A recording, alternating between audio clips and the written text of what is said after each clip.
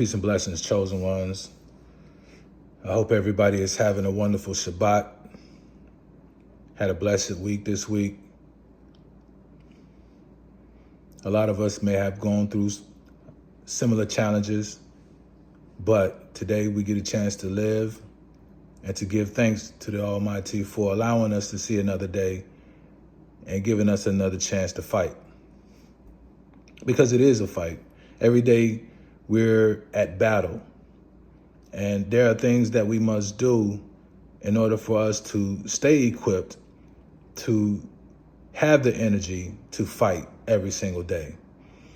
Yes, we should pray, meditate, and when things get too heavy for us, then ultimately the only option we have left is to turn it over to Yah Almighty. But again, as the scripture tells us, we're not going to be placed with those things that are too heavy for us. So if you're dealing with something, then trust and believe that he has given it to you because he believes that you are worthy for this cause. Ultimately, it is to bring acknowledgement and praise to him. Some may agree with that, some may disagree with that. But that test is your test, and it is up to you to pass that test. And without a test, then there is no testimony. So whatever you're going through, it is your testimony. So be sure that everything that you accomplish in your life is only to give praises to the Most High. So our prayer life has to enhance because the Most High is the only person that we can trust a lot of times with such sensitive information. Well, we have to study. Studying is the key. Knowledge is the key. A lot of us don't understand the spiritual warfare that we're going through because we have not studied and we don't know what it is that we are up against. Sometimes we're up against no one other than ourselves. I like to think of it that way. Because we all are sinners, and we have things within us that we need to overcome. So the Most High sends us challenges to help us overcome those personal challenges, not because he's trying to punish you or me, but because he's just trying to make you better. He sees something in you that you probably don't even see in yourself. That's right. He sees something in you that you don't see in yourself. Or maybe you're holding on to something that you need to let go. But either way it goes, it's only to make you better. Daniel prayed 3 times a day. And that could be a challenge, especially when you're not in that routine.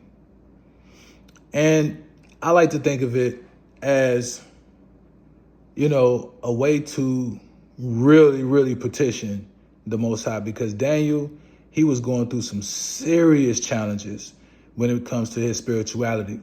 They just made a lot of laws that said that, hey, you can't pray. You can only pray to the God of the Babylonians. You can only pray to the God of the Syrians. So he was challenged because he wasn't going to allow no law to govern how he communicates with his creator. So you can imagine the Most High is looking down at Daniel to see whether or not he was going to fold or he was going to stand tall.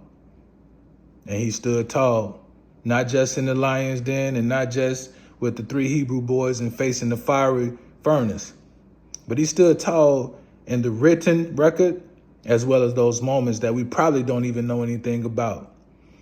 That's what the Most High is looking for. Are you going to stand tall in the midst of political scrutiny? Are you going to stand tall in the midst of family, in the midst of the community? Where do you fit in this spiritual warfare? Are you training by studying, being aware, allowing food to control you, or are you controlling the food? Because sometimes food can cloud your mind. It can cloud your judgment with all of the impurities in it. So we have to govern ourselves accordingly as chosen ones. Because if you consider yourself a chosen one, then you got a lot of work to do. It's not easy, especially when you're only one in the boat and everybody standing on the shore looking at you like, where are you going? What are you doing? Everyone is over here. Come over here with us. It's safe on the shore. Surely you're going to die out at sea because you don't know how to drive a boat. You have no one there to help you. But you got to remember, the Most High is not going to put you in a place that's not going to give him any glory. Because surely what's on that boat? Some life jackets. You got some flares. That's right. It's full of gas. You got a compass. And you've been studying. And you're ready to go on that challenge. See, it would be different if you were out there and you had not studied, you had not prepared, you don't know how to read a compass, you don't know how to fix a boat, because you've been preparing. Like Noah. Think about Noah. It had ever rained. So the people laughed at Noah. You know, can you imagine? You're the black sheep of the family, you're the black sheep of the town, and everybody is laughing at you. You're out there building a boat, and it ain't never rained, it ain't never flooded. You know how discouraging that is? But you know what? Noah kept going. He kept going. No matter what, I'm not going to stop. He was fearless. Fearless. And he didn't care what anybody else thought about him because he wanted to make sure that he kept his word, the covenant with the Most High Yah. And as a result, he and his family was saved and everybody else died because they wasn't prepared. Like the children of Israel when they were coming from out of Egypt. A lot of them died because they didn't put the blood over the post. They weren't ready when it was time to go. So a lot of them stayed behind. That's what it's all about. So as you see with Daniel, you see with Noah, and we can't forget about Job. Job's story is amazing. If you never read the story of Job and only heard people talk about Job, then you're doing yourself a disservice. You need to get into those scriptures and read the book of Job because Job lost everything. Are you willing to lose everything? Are you attached to things, simple things, those things that you think define you? Like your car, your jewelry, clothes, money, status, family. Are you willing to risk it all? Most people aren't. Most people aren't. And in order to achieve that level of righteousness that the Most High is looking for, read Ezekiel chapter 14.